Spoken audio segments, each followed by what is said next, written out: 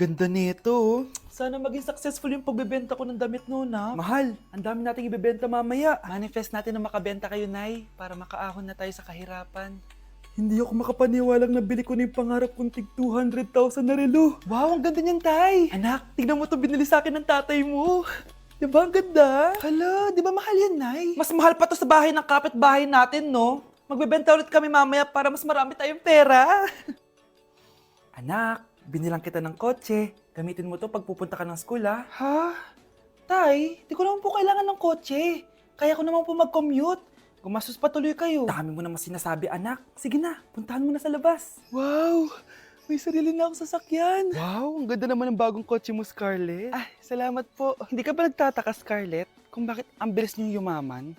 Galing yun sa pagbebenta ng damit nila, nanay. Ang dami na nga nilang mamahaling gamit ngayon, eh. Sure ka ba? Na damit lang ang tinitinda nila? Nay, bumabagabag talaga sa isip ko kung bakit ang bilis nating yumaman. Ano ba talaga binibenta niyo ni tatay? Ano ka ba, anak? Malaki talagang kita sa pagbebenta ng damit. Pero, Nay, wala nang pero-pero. Hindi ka ba masaya, anak? Na mayaman na tayo? Na nabibili natin lahat ng gusto natin? Sige na, mag-aayos pa ako ng benta ko. Mahal, nakauwi ka na ba?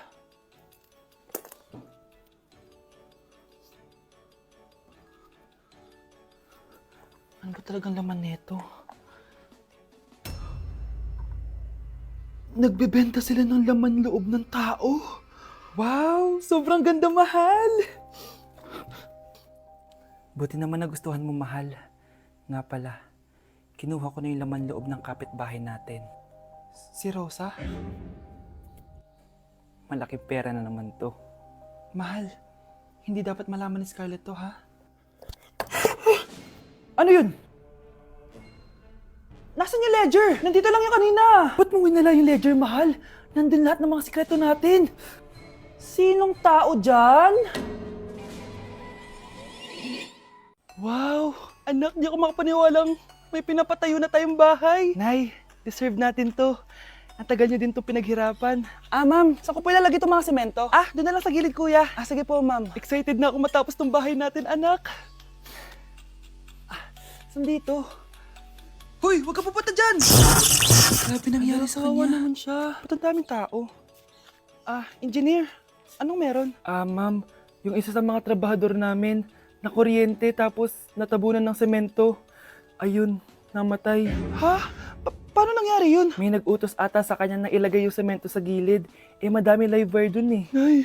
Ang problema, ma'am, kung tatanggalin pa namin yung katawan niya sa ilalim ng semento, baka hindi agad matapos tong bahay niyo. Hindi pwedeng hindi matapos agad tong bahay na to. Di bale, babayaran ko na lang yung pamilya nung namatay. Nay, sigurado ka ba? Sige po, ma'am. Sige na, ituloy niyo na yan. Congrats po, ma'am. Natapos din yung bahay niyo. Ang ganda, di ba? Wow, ang ganda. Maraming salamat, engineer. Una na po ako, ma'am. Anak, tara, pasok na tayo. Wow, ang ganda ng loob. Nay, hindi talaga ako mapakali na may bangkay dito sa ilalim ng bahay natin. Huwag kang okay, anak. Kasalanan niya naman kung bakit siya namatay eh. Ay, matutulog na lang ako sa bago kong bahay. Wow, ang ganda ng kwarto ko. Ano yun? Kasalanan mo kung bakit ako namatay. Nay! Mga anak, aalis lang ako Maglinis kayo dyan. Bye, Nay! At dahil wala na si Nanay, ako ang bago niyong boss. Kaya sundin yung mga inuutos ko, ha? O Kyle, ikaw na magugas ng mga plato doon, ha? Wow, lakas magutos, ha? Aba, nagrereklamo ka ba? Brianna, walisin mo yung mga kalat dito. Pwede ikaw naman. Walisin ko mukha mo eh. Ano sabi mo, babae ka? Hoy, ikaw, Miguel. Ikaw gumawa ng assignment ko, ha? Ang lala ng babaeng to. Sa bobo pa papagawa ng assignment. Matutulog lang ako, Dapat pagkagising ko, tapos na lahat yan, Nakakainis si ate. Sobrang tamad na. Dami pang inuutos. Ano magagawa natin? Favorite kasi ni nanay yan eh. Isumbong na natin niya kay nanay. Hindi pwede inaalipin niya tayo ng ganito. Anong isusumbong, ha? Akala niyo hindi ko kayo naririnig? Magtrabaho kayo doon! Tama na, ate! Sawang-sawa na kami. Puro kautos. Malinaw naman sa inyo, di ba? Na pag wala si nanay, ako ang boss. Sinong boss? Ha? Wala, nay. Actually, kakatapos ko lang maglinis ng bahay, Lu, sinungaling. Scarlett, huwag mo na ako lokohin. Hindi naman talaga ako umalis dito. Sinisigurado ko lang kung naglilinis talaga kayo lahat. At tama nga yung sinasabi ng mga kapatid mo, na para kang boss umasta dito sa bahay. Nay. Mga anak, kayo na bahala sa ate nyo. Utusan nyo ng utusan yan. Ate, ikaw na magugas ng mga plato dun. Eto na. Pagkatapos mo dyan ate, maglaba ka ha? Oo, sige. Pagkatapos mo maglaba, gawin mo yung project ko ha? Sige boss, lahat ng utos nyo gagawin ko. Mga anak, maganda ba?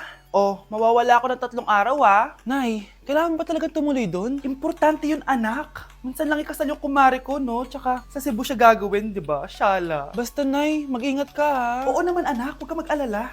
Siya naalis na ako. Mga kapatid mo ha?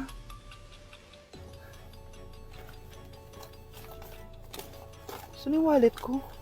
Ay kuya, balik tayo sa bahay. Nakalimutan ko yung wallet ko. Ano ba yan? Maliliit na ako. Saan na ba yan? Ito. Ano ba yan? Oras na. Mabuhay, ma'am. Welcome to Air Philippines. How can I help you? Ay. Miss, dito po ba yung flight VD415? Yes po, ma'am. Check ko lang po. As per dito, ma'am, nakaalis na po yung aeroplano. Ha? Hindi ako pwede malit sa kasal na kumari ko. Kailangan ko umabol. Ma'am, kailangan niyo po ulit mag-rebook ka. So, ang next available flight is bukas pa po, ma'am. Ano ba yan? Gawin mo ng paraan. Diyos ko, sayang lang pera ko. Wala palang kwenta tong airlines niyo eh. Uwi na nga lang ako. Sorry, ma'am. Nay, nandito ka na agad? Akala ko ba 3 araw ka mawawala? Di ayun, naiwan ako ng aeroplano. Alam mo, parang pinipigilan talaga ako ng universe makaalis eh. Nay, buksan mo yung TV. Ha? Bakit? Breaking news! Nandito tayo ngayon sa site kung saan nag-crash ang flight VD415.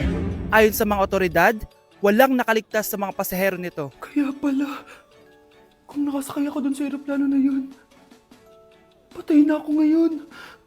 Grabe ka talaga anak. Best CEO Award. Deserve mo talaga yun. Thank you, Nay. Grabe ka na talaga anak. Iba ka na. Tara na. Naghihintay na yung mansion mo.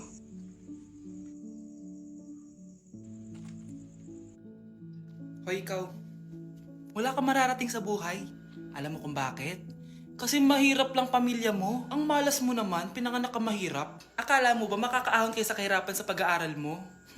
Sa panaginip mo. Kaya kung ako sa'yo, mag-drop ka na. Kasi wala ka naman mararating.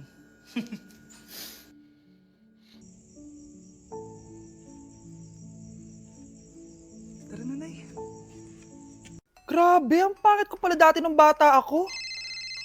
Sino itong tumatawag? Hello? Scarlett, wag na wag kang papasok bukas sa school, ha? Ha? Bakit? Sino ka ba? Basta, sundin mo na lang ako, please. Ano yun? Ang weird. Anak, hindi ka pumasok? Opo, Nay. Masakit po yung pagkaramdam ko eh. Pagaling ka, anak, ha? Anak, yung school mo, nasusunog. Nasusunog, Nay?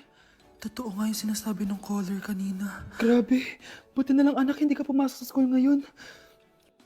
Sino na naman tumatawag na to? Hello? Sino to? Scarlett, wag na wag kang matutulog ngayong gabi, ha? Ikaw na naman? Paano mo nalalaman yung mga yan, ha? Scarlett, please, sundin mo na... anak, matutulog na ako, ha? Ikaw din, huwag ka na magpuyat. Sige po, Nay. Tatapusin ko lang po itong pinapanood ko. Kung hindi ako matutulog, ano namang gagawin ko buong gabi? Matutulog na lang ako. Baka niloloko lang ako ng caller na yun. Nay! Nay! Gising, Nay! Ano nangyari, anak? Binabangungot ka, Nay! Buti gising ka pa. At nagising mo ako. Sino ba talaga yung caller na yun? Sino ka ba talaga, ha? Bakit alam mo lahat ng mga masasamang mangyayari? Gusto mo ba talaga ako makilala, Scarlett? Oo! Dahil hindi ako matatahimik! Magkita tayo malapit sa puno ng mangga. Hello? May tao ba dyan? Hi, Scarlett.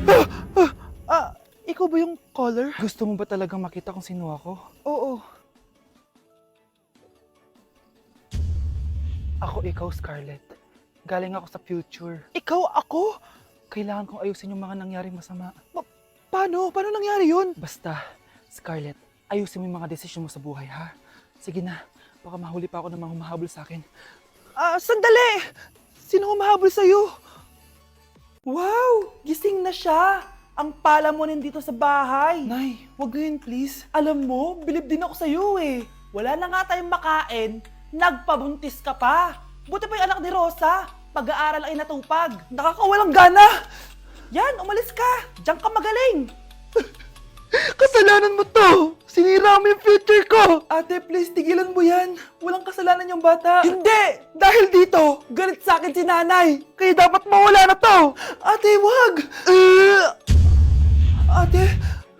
Anak, kain ka na. Nay? Sorry anak ha sa mga sinabi ko. Hayaan mo, babawi ako sa'yo ha. Thank you, Nay. Nay, sumasakit yan ko. Nay. Oo, yung pinag-usapan natin ha. Hihintayin ko lang mga anak tong babaeng to. Pag nabigay ko na yung bata, ibigay mo na agad yung pera sa akin ha. Palak ibenta ni nanay yung anak ko. O anak, okay ka lang? Walang iya ka, Nay! Ang sama mo! Akala ko, totoo nagbago ka na. Pera pa rin pala yung nasa utak mo. Abay, bakit? Wala ka nang pakinabang dito. At least yung anak mo, mapapakinabangan ko. Wala ka namang papakain dyan eh. Napakasama mo! Lalayas na ako sa impyernong to! Sige, lumayas ka! Sino tinakot mo? Tignan natin kung saan ka pupulutin. Hello, Bes. Hello, Bes. Kilala mo ba si Edward? Oo, Bes. Siya yung ama ng dinadala ko. Mayaman pala sila, Bes. Gusto kanyang makita kasi gusto niyang panagutan yung baby mo. Talaga? Oo, Bes. Ito na yun, Bes. Bes, hindi mo na kailangan magtiis na nanay mo. Hindi pwedeng anak ko lang ang makikinabang sa yaman ng lalaking yun. Dapat ako din. Wow, Edward. Ang ganda naman ng bahay mo. Simula ngayon, Scarlett. Dito ka natitira, ha? Masanay ka na. Matanong ko lang, bakit pala gusto mo akong panagutan? Eh, di ba iniwan mo na ako? Scarlett, hindi naman talaga kita iniwan. Alam mong, kinailangan ko lang sumama ng matagal sa ibang bansa. Kasama yung mga magulang ko. Ang importante, nandito na ako, Scarlett. Bubuo na tayo ng pamilya. Ang sarap naman pakinggan nun. Oh, Scarlett, bakit? Ang sakit ng tiyan ko! Ha? Teka lang, tatawag ako ng nurse, ha? Diyan ka lang. Edward. Buti na lang dumating ka, tita. Ako, Edward, salamat sa pera, ha? Makakasiguro kang kay Scarlett Lato mapupunta. Bakit nandito yung babaeng yan, ha? Paalisin niyo yan! Ha? Anong nangyayari? Scarlett? Anak, di mo ba kilala? Nanay mo ko. Hayaan mo, baka dala lang ng pagbubuntis niya. Tawag lang po ako ng nurse, ha? Scarlett, dyan ka lang, ha? Edward, wag mo kang iwan, please! Wag mo kang iwan dito sa babaeng to! Akala mo ba makakatakas ka sa akin? Binigyan ako ng malaking pera ni Edward, oh. Nakuha ko na yung gusto ko. Ngayon, pwede ka na mawala. Nay, wag po, please. Scarlett, pigilan niyo babaeng yan! Brianna? Tita, anong ginagawa niyo kay Scarlett, ha? Wala. Ina-adjust ko lang yung unan niya. Napakasama mo, tita. Sariling anak mo, papatayin mo? May ipapakulong ako dito. Ano? Kulong? Edward, nakatakas siya. Scarlett, hayaan mo na siya. Hindi ka na niya pwedeng saktan, ha? Paano yung pera? Buti na nakatakas ako. At least may cheque naman ako. Nasaan na yun? Nasaan na yung cheque? Ito, oh. Naiwan niya. Thank you, Edward. Masaya ako para sa inyo, ate. Scarlett, Brianna, hanggat nandito ako, poprotektahan ko kayong dalawa.